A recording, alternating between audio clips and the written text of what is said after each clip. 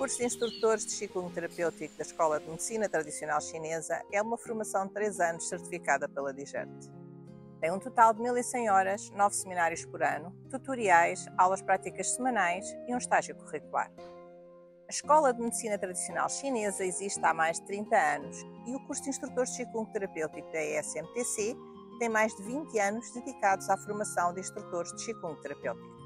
O curso tem uma forte componente prática que permite ao aluno viver o Qigong e sentir os seus benefícios.